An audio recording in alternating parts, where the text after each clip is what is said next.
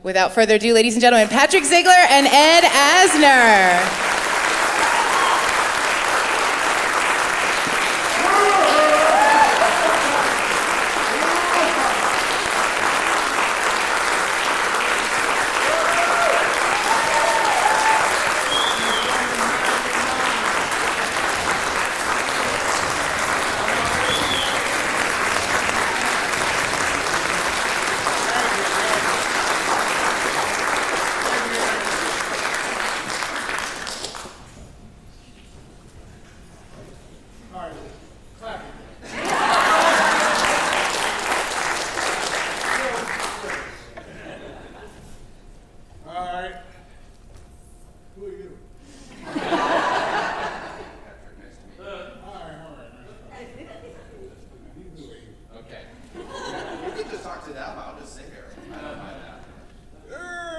You got a Derek?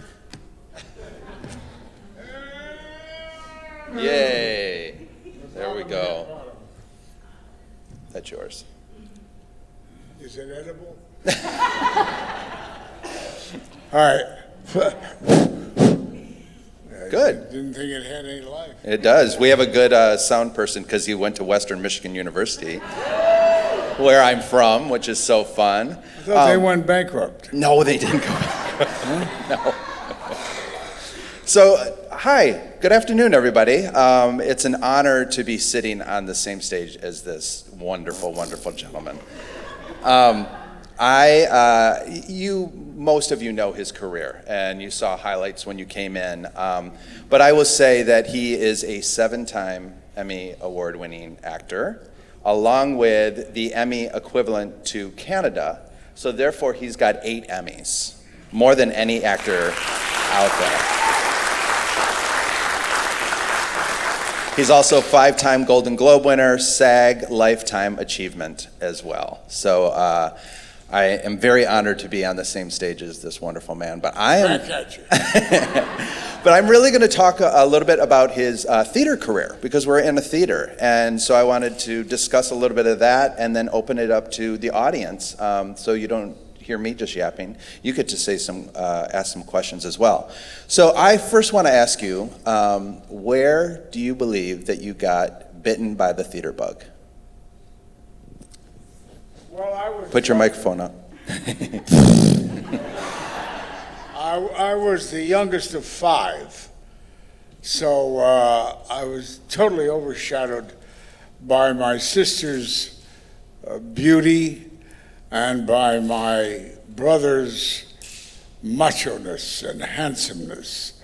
So I was truly sucking hind tit. I mean, that was a classic example of that. So I would say that I lay low all those years. I scrambled to be identified with everything that existed in high school. And when I asked this question, I would say that it was my need to escape my reality. I loved history. I didn't think of drama. In Kansas City, Kansas, you didn't think of a career as an actor. And I would say that it was my therapy. So once I tasted doing the lead in a play in my first year in college, and only year in college, I could think of nothing else. And I also started an affair with a young lady in the chorus. This is Murder in the Cathedral is what I starred in. And the combination of starring and the applause and the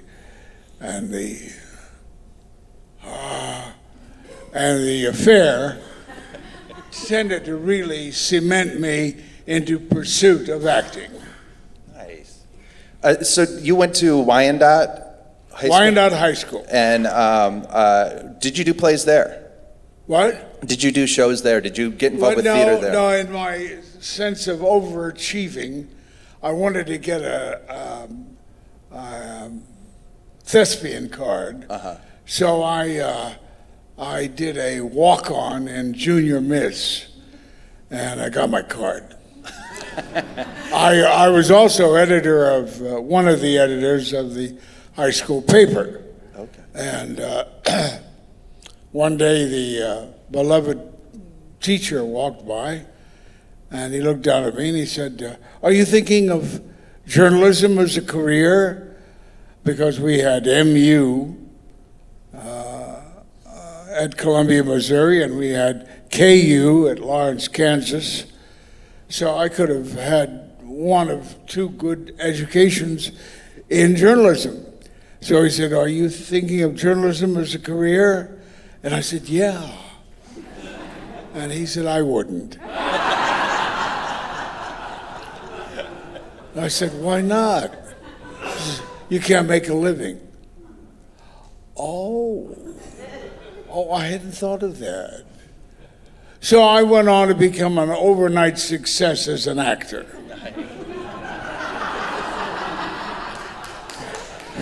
Did you get back in touch with him when you were doing Lou Grant's show? No, he became principal of the school after I left. Because you were editor for that show, right? What? You were the newspaper editor for on Lou Grant. Oh, yeah.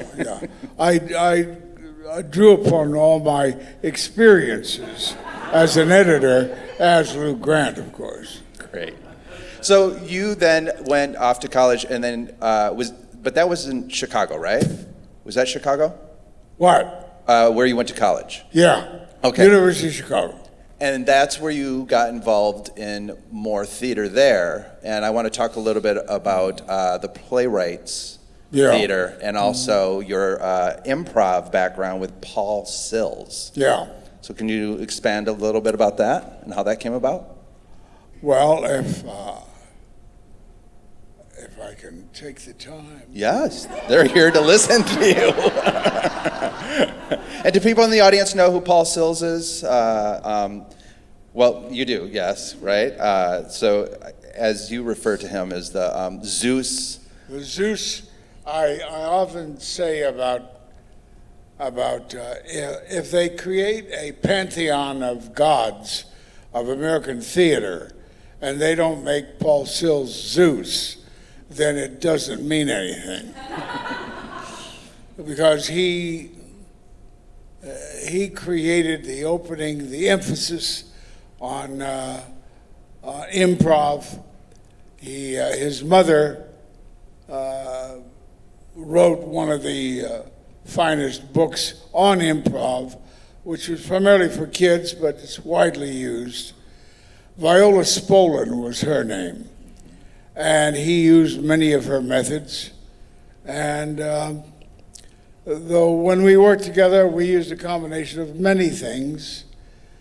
Particularly, we used his good taste, and he knew how to cast me.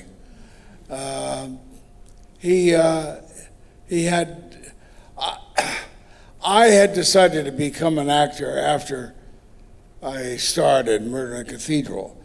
And eventually I dropped out of college after my first year and did other plays at the university until I incurred the wrath of the theater director there.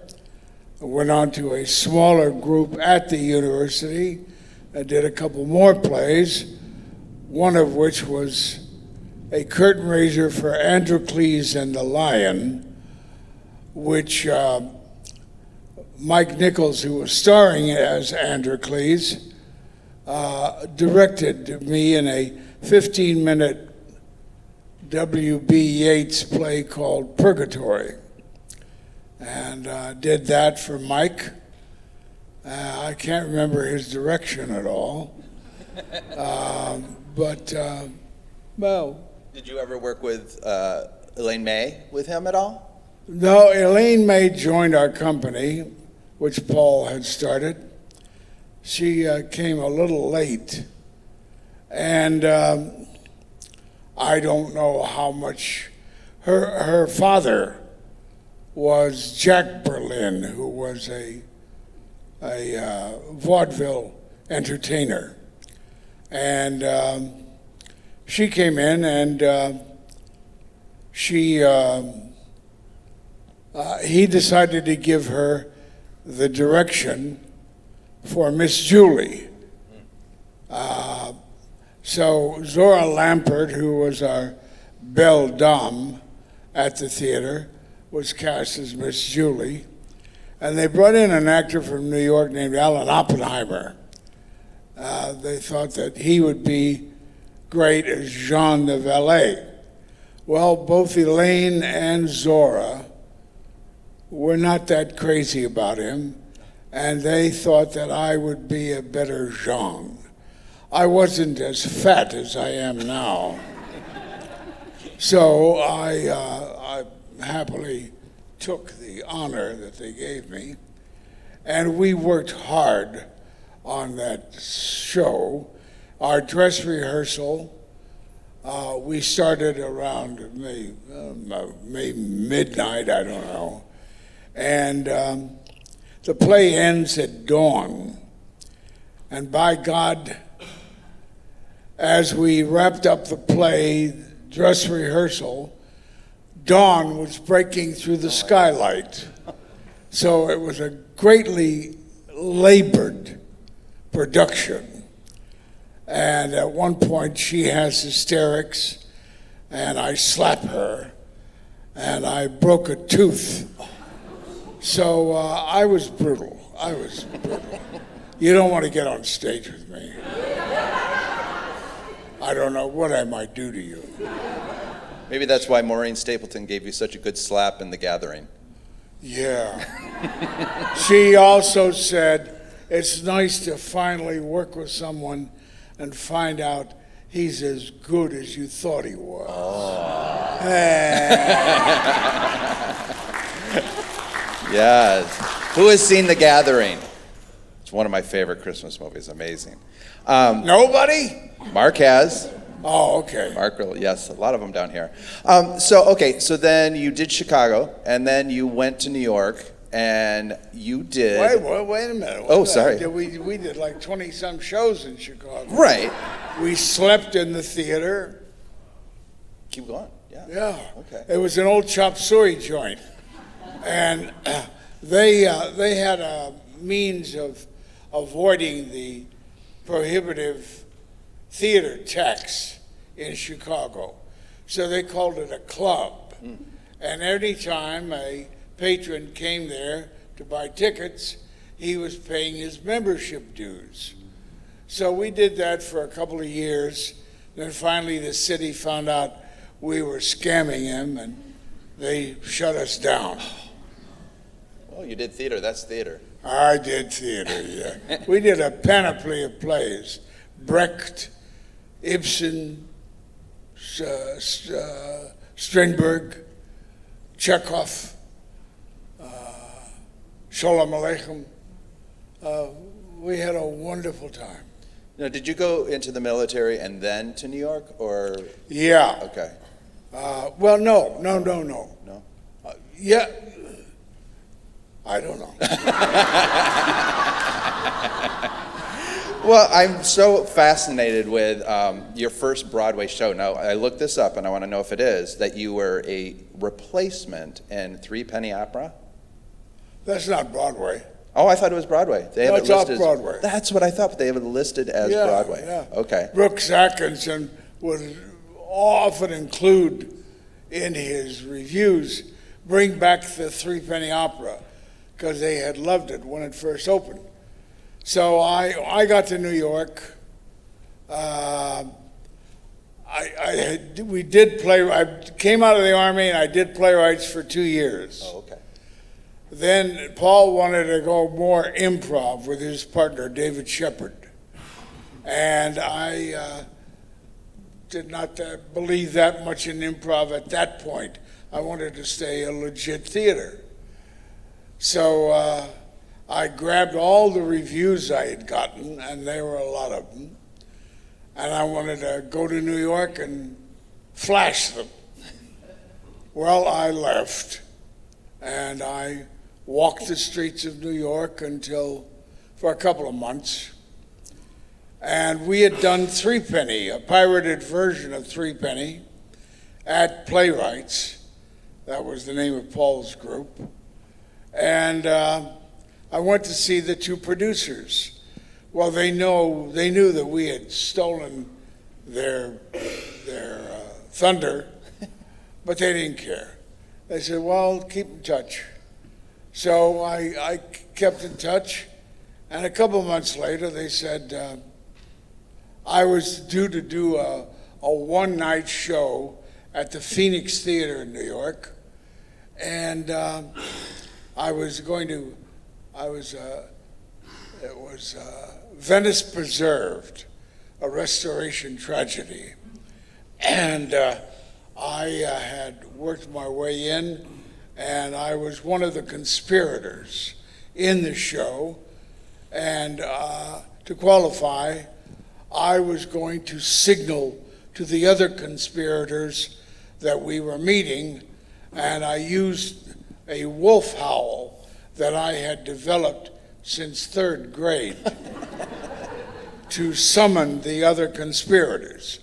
So I was all set to do my wolf howl, and Carmen Capalbo called me from Threepenny, said they had an opening. I said, oh, God, I'll have to give up this other thing. He said, no, don't worry about it. There'll be more openings. I said, okay. And a couple of months later, there was another opening, and I jumped in. It was to do one of the gang members, Bob the Saw, who understudied the police chief, Tiger Brown. Well, I came in. I was there a week and came down with Laryngitis? not laryngitis, not herpes. What the hell was it? Pneumonia? Where you get Strep throat? Strep throat. So I was out for a week with strep throat, came back, and diligently worked at Bob the Saw. John Aston was there, and B. Arthur, and what was her name? The star of Threepenny. What was her name? Blanking. Huh? Not Elaine Stritch. No. The German lady. Who? That's a character name. No. She was married to Kurt Weill. Oh, Lottie Lenya? Lottie Lenya. Oh, good. Is that what you said? Yeah, she did. Well, kick my ass. I mean, you can't miss it. So, she was in it, and Scott Merrill was the McKeith, and he was beautiful and lovely, and Joe Wilder was the ingenue. And anyway, so we're going along. Leon Janney played Peachum. Leon Janney was a lovely performer. And here I was, understudying Tiger Brown, which I didn't want to do. I had done Peachum, for God's sake, in Chicago. So why would I lower myself and do Tiger Brown in New York? Well, it so happened that the guy playing Tiger Brown gave his notice. And I said, oh, God, I'm going to be trapped as Tiger Brown, and I'll never get my chance at Peachum. Well, I told Leon, heard this, and he said, I got to leave to go do a Broadway show touring. He said, but I could give my notice a week earlier and tell them to give you a chance. I said, okay. I'll kiss you later. So he did that. They said, okay, let's hear him. I auditioned, and they said, okay. So I came in as Peachum, and I was Peachum for 2 years and 9 months. Wow. That's a good run. Okay, so I'm going to... No, I'm not through. Oh, sorry, okay. Don't you dare do that again. Sorry. Boy. What were you going to say? I love working with him. You call this work? Yeah. So I'm going to fast forward a little bit because I do want to get to questions. But you talked about a break. So this happened. This person dropped out. Whatever. What got you to L.A. and how did that TV career start there? Well, I had been doing under fives on television. You know what under fives are? Under 5 lines. And Alex Gordon was the big casting lady for CBS at that time. And I was slowly working my way up. She just died last year, I think. She was a lovely gal. And I don't think I ever met her. Oh, I don't think so. So Marion Doherty was the casting gal for Burt Leonard, who had Route 66, A Naked City, on the television screen. And she was greatly helpful to me as well. So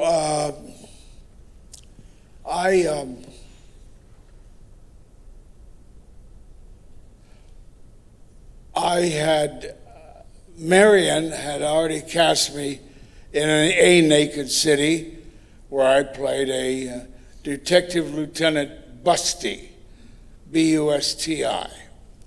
And a show came up for Naked City, whereby they were running short of episodes, so they had to double cast. So they were going to use Paul Burke in one episode. At the same time, they were going to use Harry Belliver and Horace McMahon shooting another episode. So they needed somebody to go with Paul Burke to California. It was on an extradition case. So they invited me back to reprise my Lieutenant Busty role.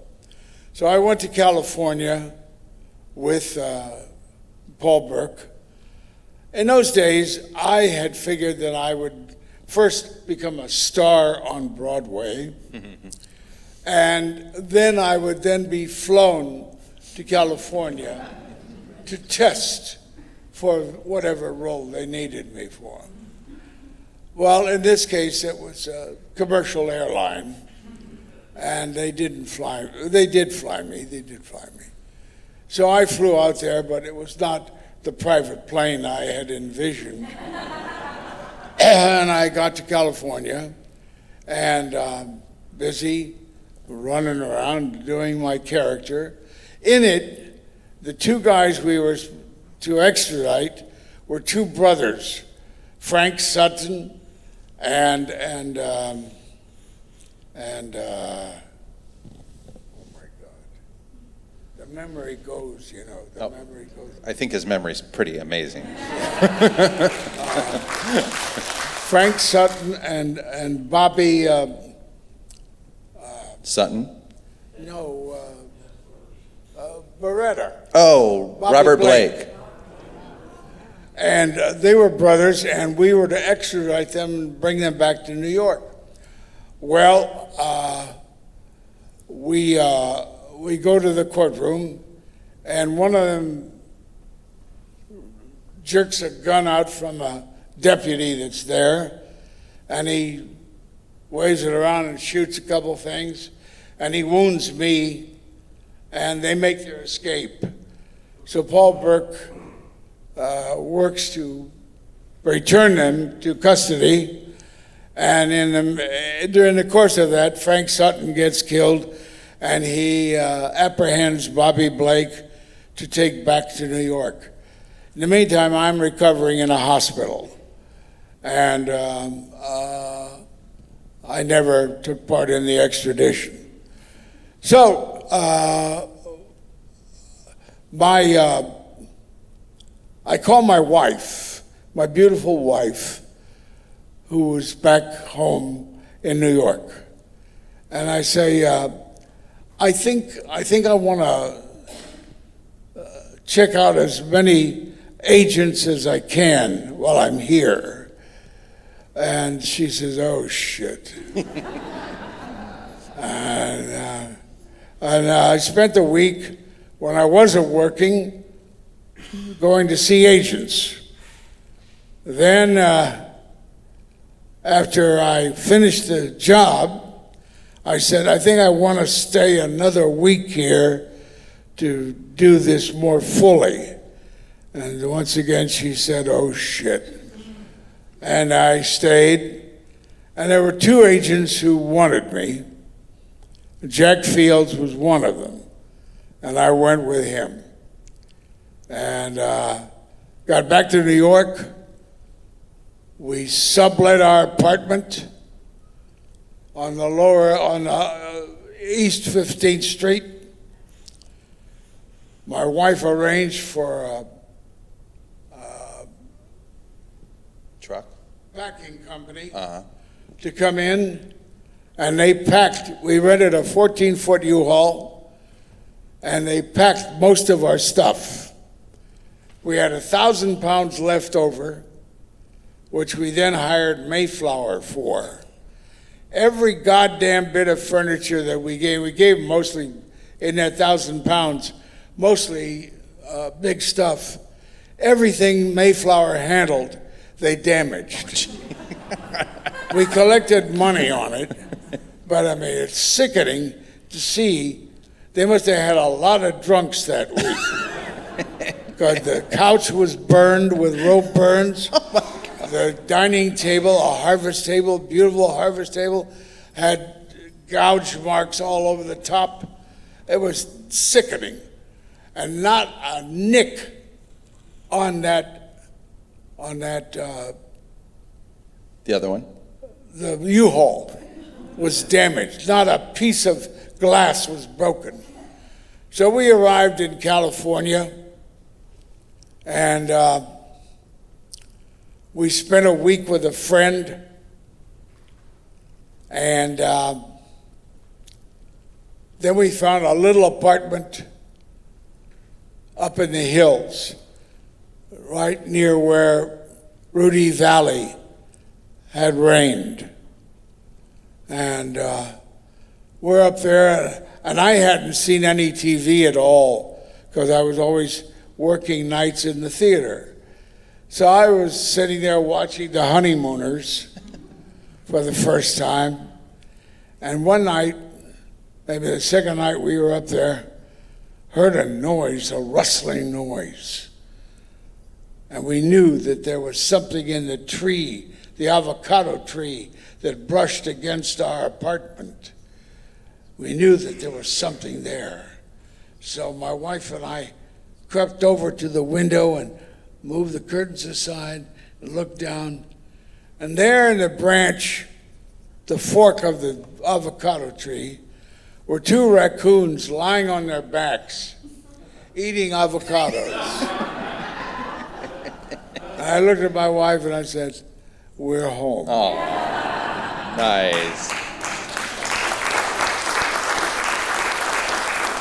Okay, so we've gotten him to LA, and TV has begun, and movies have begun. So I want to open it up to the audiences about the time that we do. Why? Oh, because they've got some good questions for you. But I haven't heard them.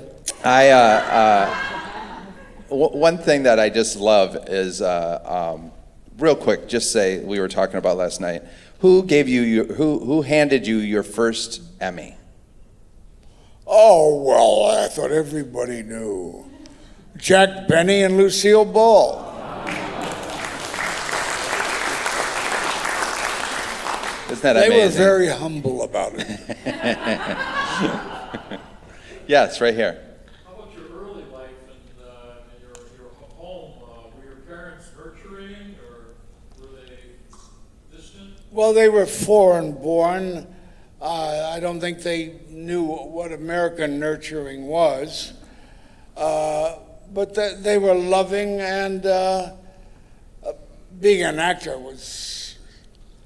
I was the loudest singer in the synagogue, and I had a dreadful bar mitzvah. My dad cursed me. Yeah, now you laugh. But I think I became an actor to overcome the shame of how I stunk at my bar mitzvah. And you have longevity in your family. Yeah, my folks lived to 82 each. I have sisters who lived well into their 90s, as well as a brother. One brother died a little prematurely, but I'm hoping I can keep up with them. Yeah. And Jessica's got a mic here, so right here, Jessica. Hold on one second. She'll bring. Okay. Oh.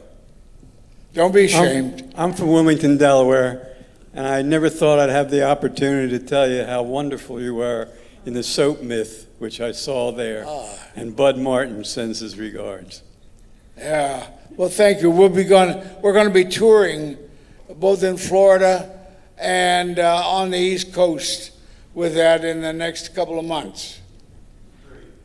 It's a beautiful play. Jeff Cohen wrote it. It deals with a survivor who keeps hounding the Jewish agencies who are not using the fact that the Germans used Jewish bodies to make soap. And he wants to know why and why they don't keep indicting the Germans. Well, the Jews are doing that because they don't have as much solid proof for that indictment as the world. When the charge was first used against the Germans, the Russians provided much of the evidence. But as time wore on, some of that evidence was rocky, some of it was not solid. And so the Jews, to preserve the sanctity of their other indictments of the Nazis, soft-pedaled the soap myth story. Well, this Jew was involved in the burial of soap to honor the dead, and he wanted the charges reinstated. And the Jewish agencies were being too tough to accept. So the play deals with his gaining some final acceptance of the soap myth. Never knew anything about that until now. Wow. Why don't you? Because I'm not as smart as you. Oh, wait a minute. Your name is Ziegler. Yes. That's... I understand. You're going to work that, aren't you? Yeah. Ziegler. Zig Heil. No. Who else? Who else is right here? No. I want to thank you for having us rolling in the aisles last night in your performance. I'm wondering if you might follow up on that now by commenting on when I think of people from Kansas City, I think of Harry Truman and Casey Stengel. So I'm wondering how you would fit yourself in that spectrum between Truman and Stengel. What did I do? What? How would you fit yourself in that spectrum between Truman and Stengel? Well, in Kansas City, the talk was always he was a schlepper. He was a delivery boy. They were not proud of him, and yet look at that man's career, and I think he has to rank up near the top of great American presidents, because he succeeded. He armed Europe. He created the Marshall Plan. The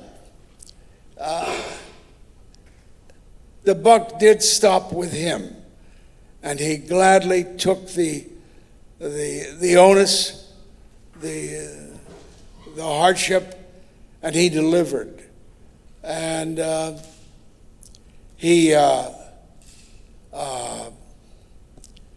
they stopped segregation in the armed forces under him.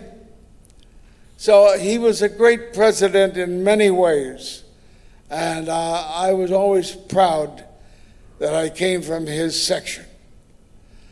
Casey Stengel was a New Yorker, I believe. Well, he was originally from Kansas City. Was he? I didn't know that. How come I speak so much better than he does? I didn't even know he was from Kansas City. Granted, I mean, he did manage the team for a while there, didn't he? Huh? He never managed in Kansas City? I left at 19, so I never looked back. Thank you. Yeah. Thank you. You see, I came here to learn. I wanted to ask you about playing so many curmudgeons, and then, speaking of What? American Playing so many curmudgeons. Who? You out of your mind? and then if playing FDR was a release or a change of pace from that. Well, I adored FDR, for God's sake. You go where the money is. You go.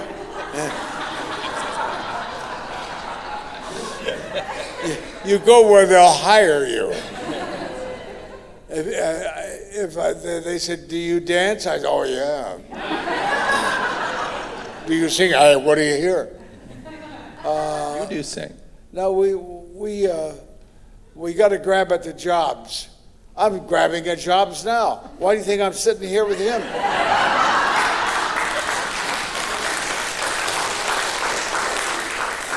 I had to pay him a lot.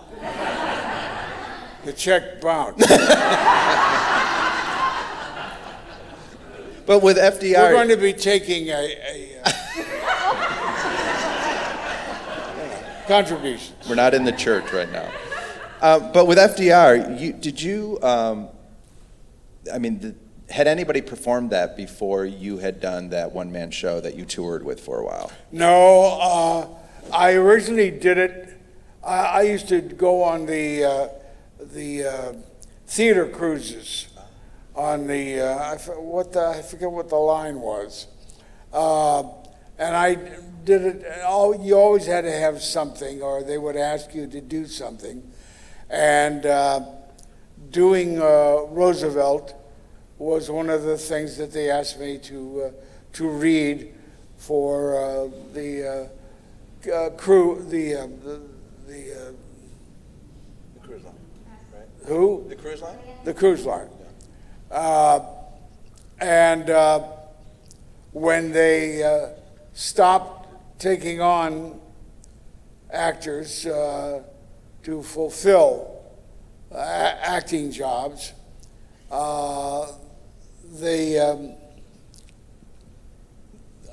who was the goddamn producer? I can't remember who it was. Said, why don't we arrange that you tour with Roosevelt? I said, fine. And so I did that for, I don't know, 3-4 years. And I always felt guilty because I didn't sound like him, I didn't look like him.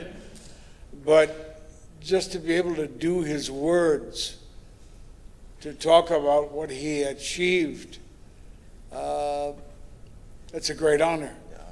And I wanted to have it. Nice. Yes, over here.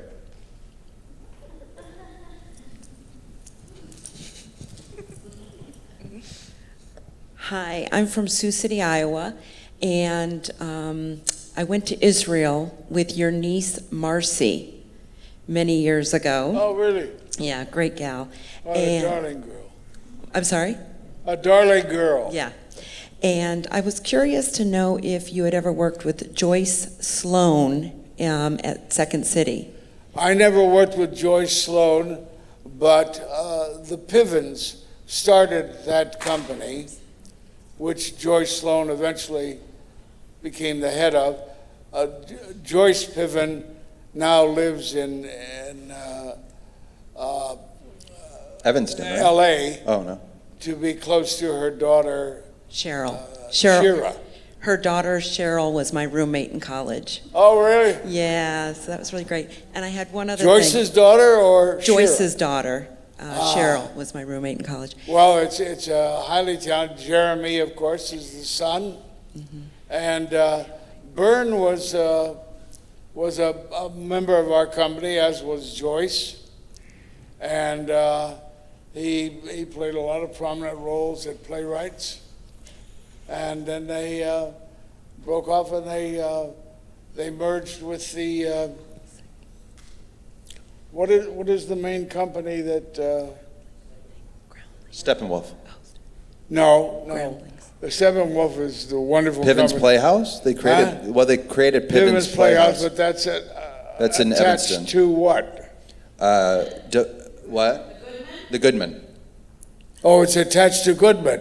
It isn't attached to the improv group at all? Second City? Second City, yeah. I don't know. I truthfully don't know. I know.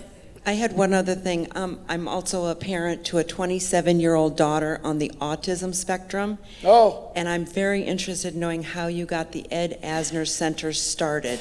right.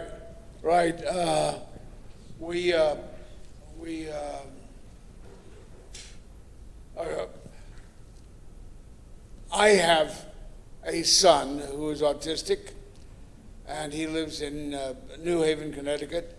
And my older son has a younger son who is autistic. He devised the idea of creating the center at which all of us, hopefully, will be engaged. His wife, by the way, has 2 sons who are high on the spectrum, but are considered autistic. And we'll be having the opening within the next month or 2. It's the Ed Asner Center for Autistics and their families.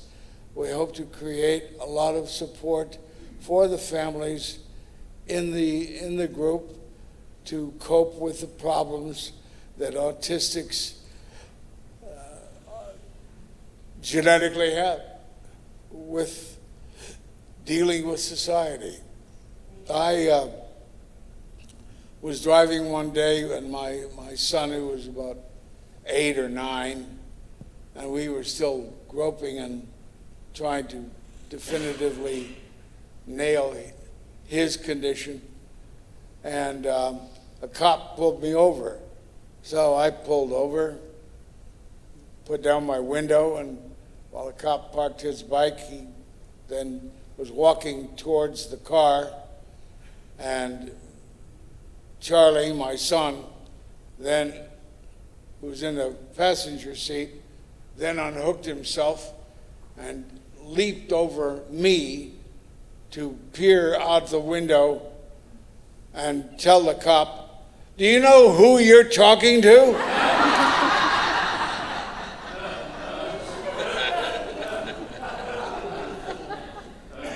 And they have a really cool fundraiser coming up in June. They do a poker night and a celebrity poker night. Anybody can participate, and they're doing it on the old studio space for the Mary Tyler Moore Show. So, right there, Jessica, the nice, handsome gentleman in blue.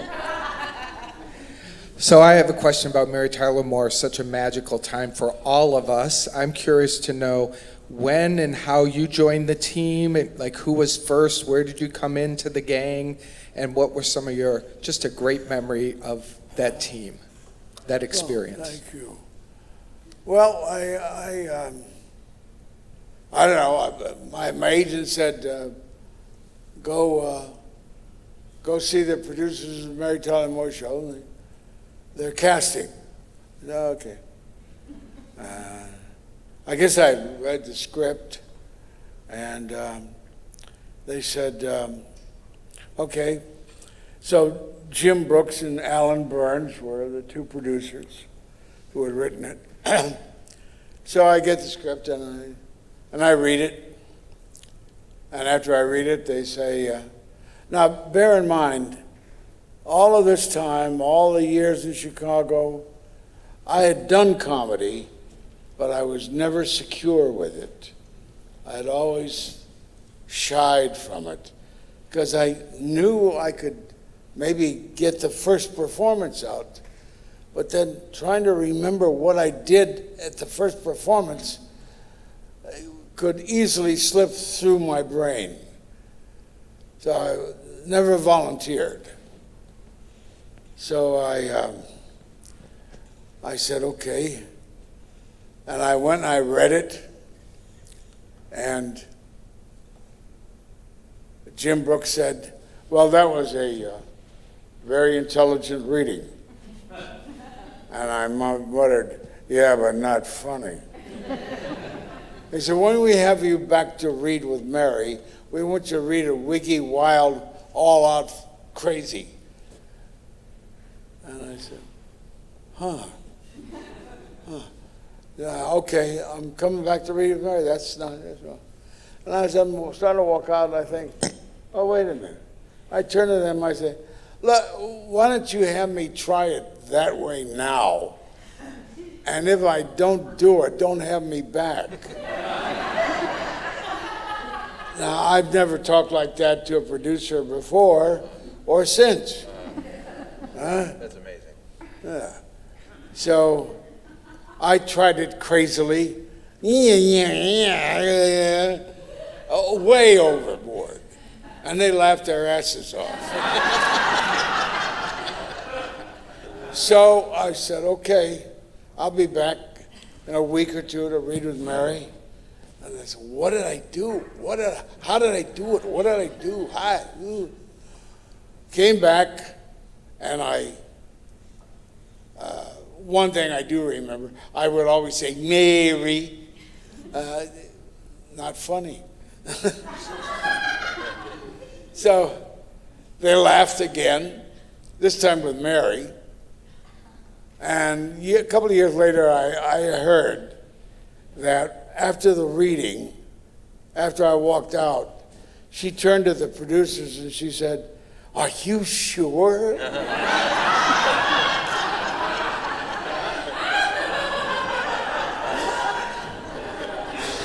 So we then started on the magical tour ride. And we even made a preliminary film of her and me where I hire her.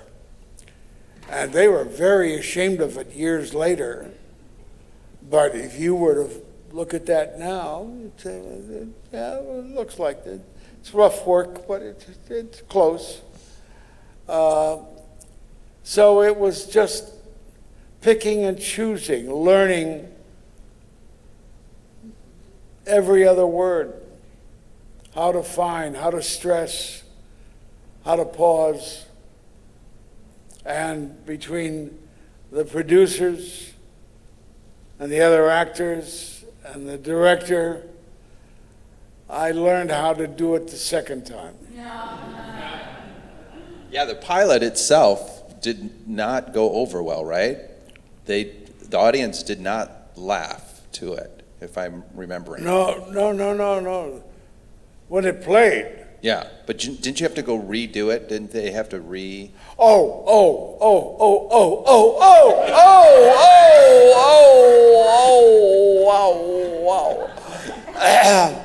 Yeah. He had to remind me. I find this so fast. We finally got time to do the pilot.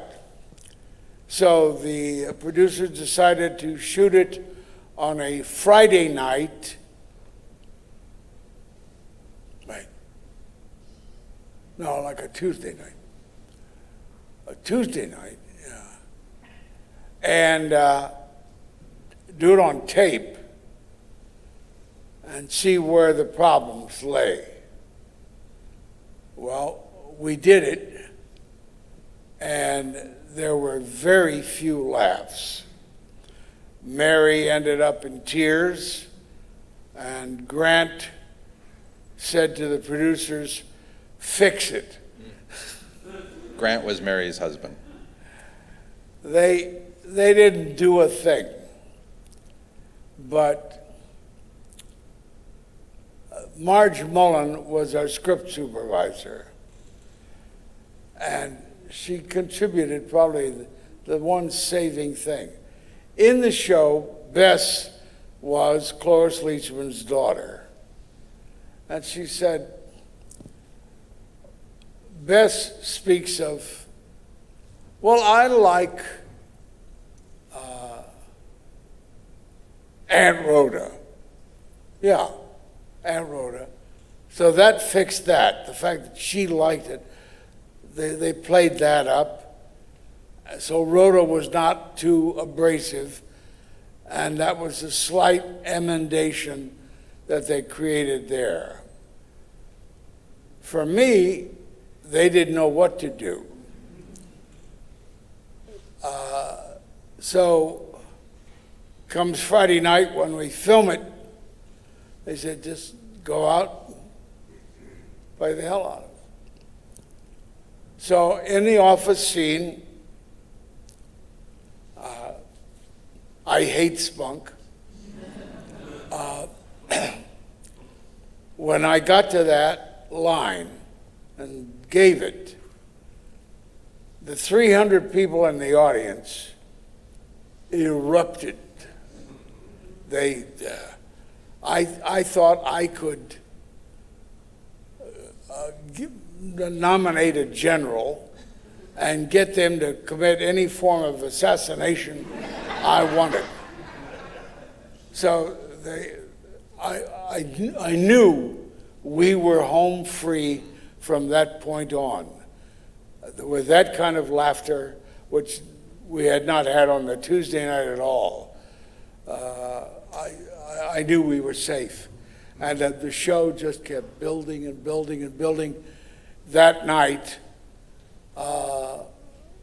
everybody took confidence from everybody else's success.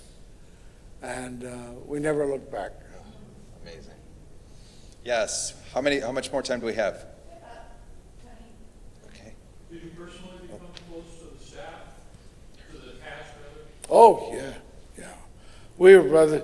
The three guys would go out with their wives on Friday night and drink and have a huge meal. And when you look at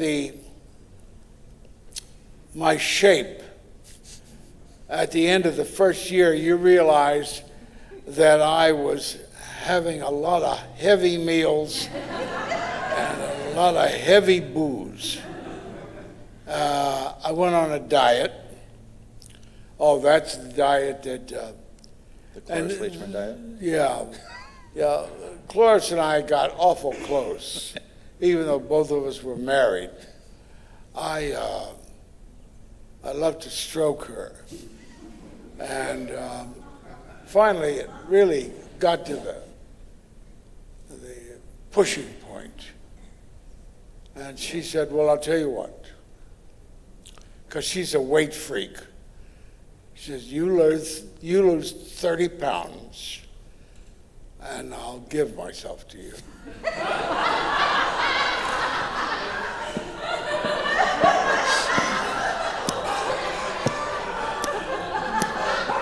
Now you laugh, huh? You think it's funny. Well, I continued on the diet. And I lost 29 pounds.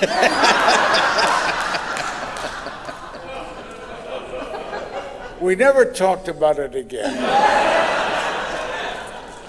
But I think she had to have gone, Love it. Down here, right here. Realizing it's like asking which is your favorite child. Do you have special Mary Tyler Moore shows that are close to your heart? When you played the old people. Any episodes? well, the one where I slept with Betty White. And Mary discusses it or lets it pass with Murray, and then Ted finds out. And I treated her as if she had betrayed me. And I went into a different character that I had not used before. Strictly business. Strictly business. That's one of my favorites. Alexander Ragtime's Band is another one, where I bought the bar and nobody came. The Divorce with Edie are good shows. There was never a show I was embarrassed by. It was something to be proud of every time we made it. What's your favorite? Two of them. There was a 1971 episode, The 6.5-Year Itch. Huh? The 6.5-year itch. Where you catch your son-in-law at the movies. Oh, yeah. And you give him the best advice. Where he says, what do I do? And you say, marriage is like the scales of justice. You put your family and everything that matters on one side, and you put this dalliance on the other side. And it's just not even close.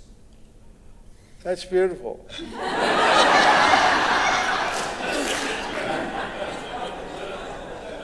Nice.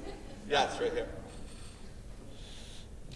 What gave you greater satisfaction, performing in the theater or working in television?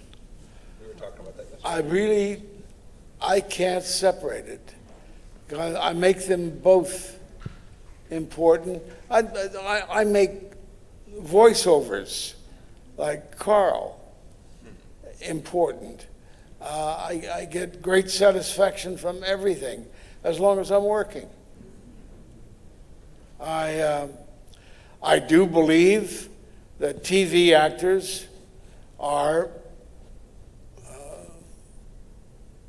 have to be better than movie actors because they have more work to do. I mean, I look at Sam Waterston on Law and Order. Law and Order. I mean, the speeches he has to do as prosecutor. It's unbelievable. And he does them with passion and believability. You couldn't find very, very few film actors would be able to do the consistency that he does. But on stage or TV, it's all the same to me. I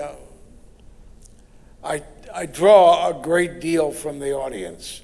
We did a show last night of a really good play by Ed Weinberger.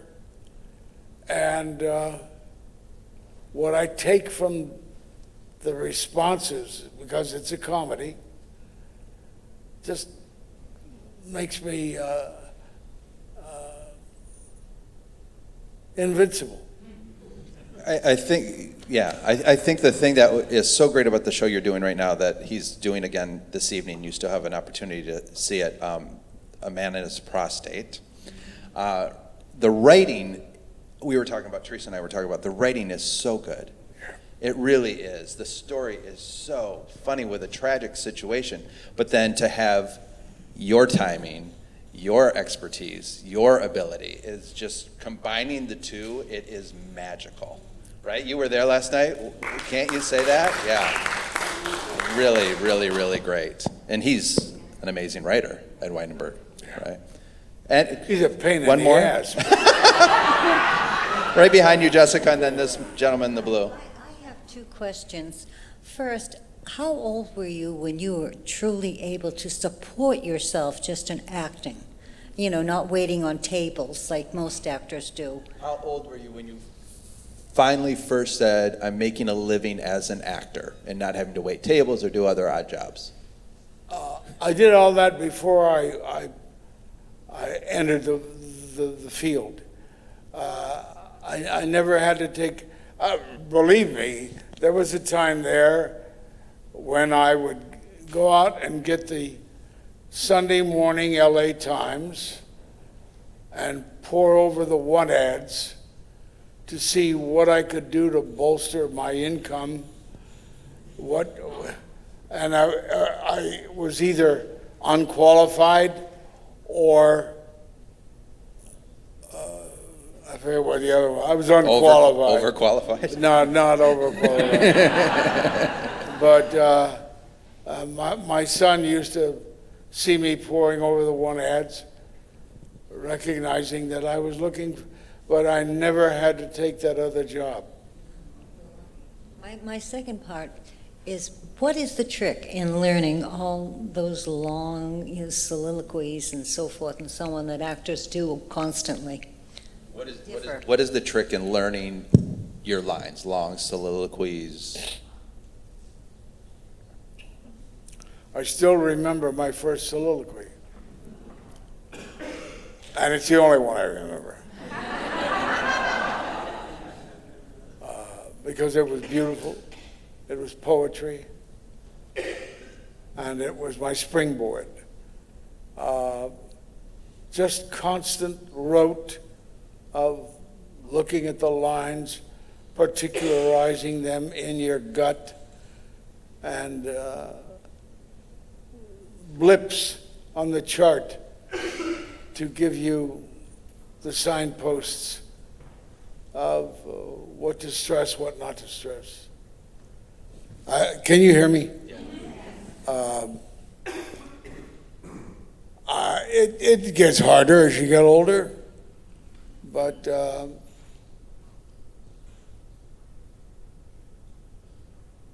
it's worth it. Right here? Do you have a favorite role that you enjoyed the most to act?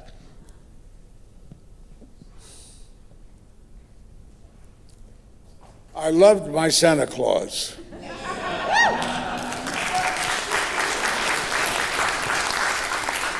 Not that it's my favorite role or anything, but to me it was such a far cry above the other Santa Clauses who were... This guy had balls. And I liked doing him.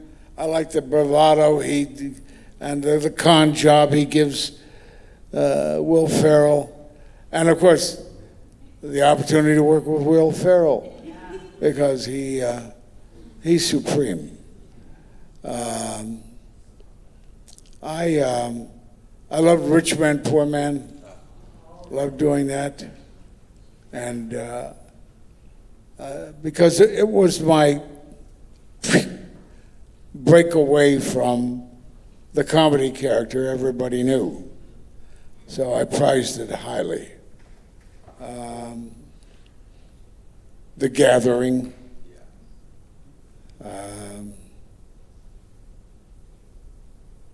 Oh, there was another cute one. Girl Most Likely To. And I love playing a Inspector Clouseau type character. I came back to work the day after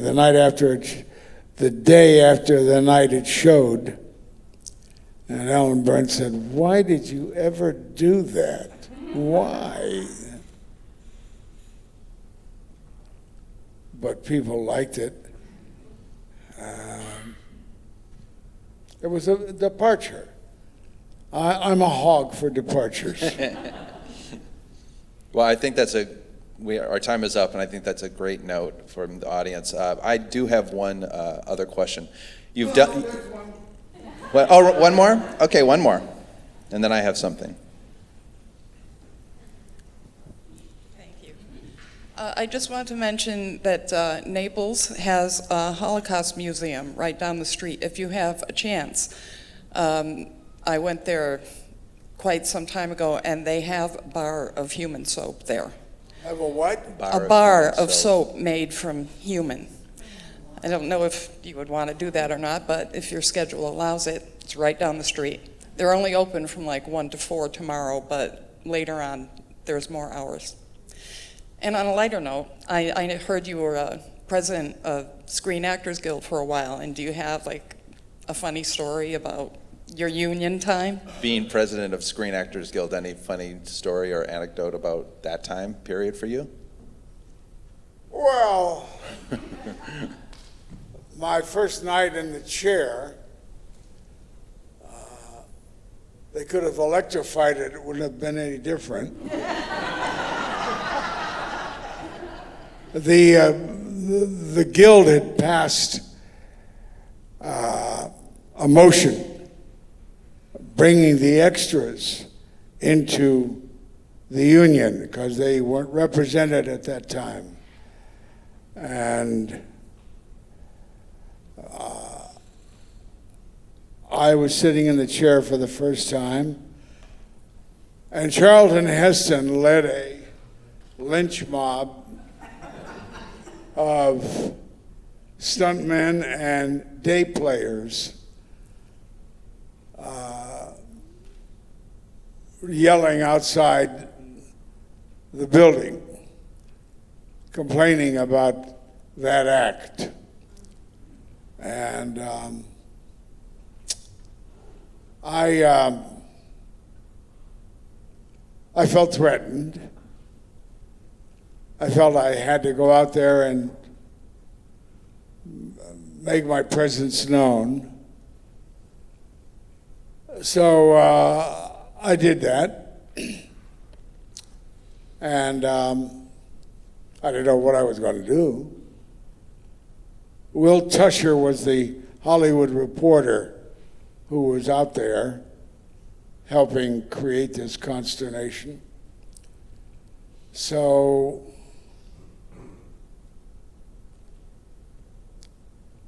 as I came up, Heston, I think he was in his cups, said, "All right, Ed," and shook out his hand. I says, no. I'd rather not, seeing the conditions we're meeting under and so forth. So he then gave a little speech to Will Tusher for print, and I had to come up with something to answer him and to appear in print as well, so I did.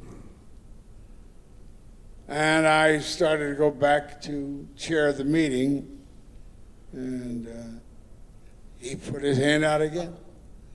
And I started, then I said, to hell with it. I shook his hand. Well, there's a third guy, Morgan Paul, I think his name was, who was kind of like a toady. And he was hovering around, and he walked me back into the meeting. I had gotten him appointed to the board because he had run for president as well. I was a gesture I decided to make broad, to my regret. So we're walking in, and we use it as a compliment back in Kansas City. So that's how I used it here. I said, the cocksucker got me to shake his hand. Morgan then quickly went around to tell Marie Windsor, who was part of the right-wing group, what I had said. Then reported that to Heston, who then wrote a letter to every member of the board of the Screen Actors Guild, as well as its executives, saying, is this the kind of man you want as president, who in the presence of 17 microphones called me a cocksucker? Every member of the board saved that letter because it's priceless. And I don't know what happened to my copy. I hope I have it somewhere. But it was the beginning of the assailing of the right wing, particularly led by Heston, to always complain about my administration. Okay, so thank you for that. You've accomplished so much. What part did you like the best? Of the whole conversation, or that last part? You've achieved so much. Anything that still is on the horizon of, I want to do... You don't know her. No. I want to do that one thing yet. No. No.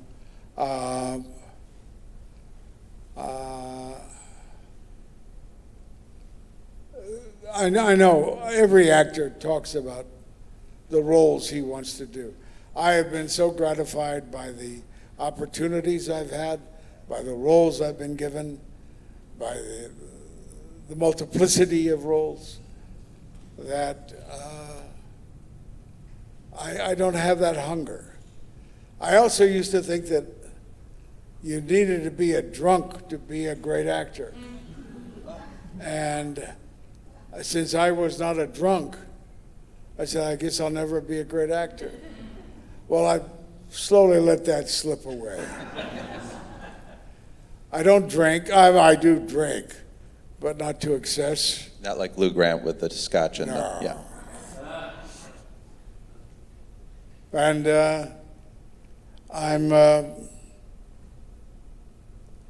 I tell you, just doing voiceovers to me is the thrill. Doing Carl was the thrill because he had such nuances. Nice. Doing that audition for Lou Grant, did you get to use some of your gibberish improv skills?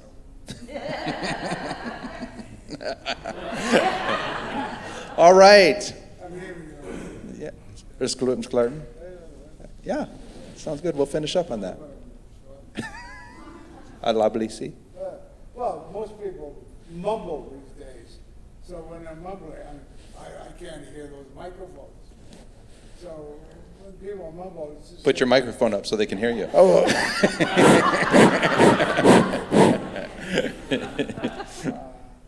But you mentioned that you like the gibberish improv, so I threw that out there. Just cool.